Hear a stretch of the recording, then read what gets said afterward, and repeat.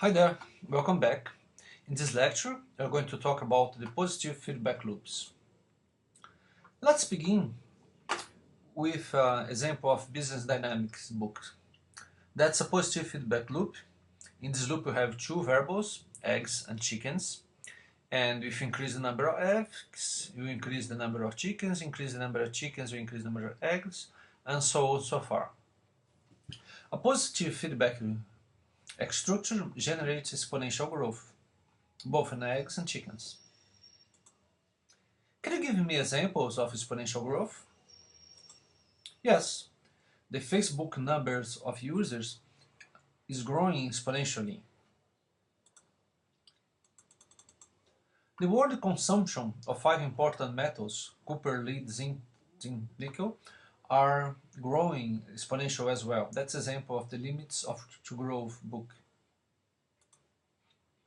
The world soybean production is growing exponentially as well. Unfortunately, the greenhouse gases are growing exponentially in the same way. Carbon dioxide, methane, nitrous oxide, etc. Sterman gives more examples in his book. Like the US GDP is growing exponentially, but the number of US prison population is growing exponentially.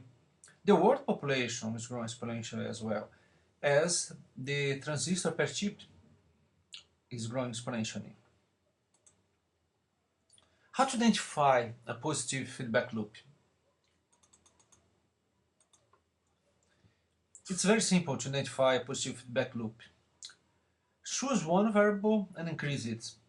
Analyze all the consequences of all other variables of the loop. At the end, come back to the same variable and see if it increases again. If it increases again, or if the variation is the same direction, it shows that's a positive feedback loop. For example, increase the number of rabbits, increase the procreation, increase the number of rabbits.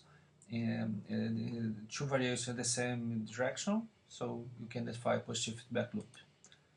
Let's see another example. This is an example from the book Seeing the Forest for the Trees. If you increase the strain of management, we increase the workload, we will decrease the ability to cope. Decrease the ability to cope, we increase the incidence of errors. Increase the incidence of error, we will increase the strain of management. Variation of the same direction, it shows that a positive feedback loop. That's the end of lecture 11. I hope you enjoyed it. See you soon. We are going to talk about the negative feedback loops.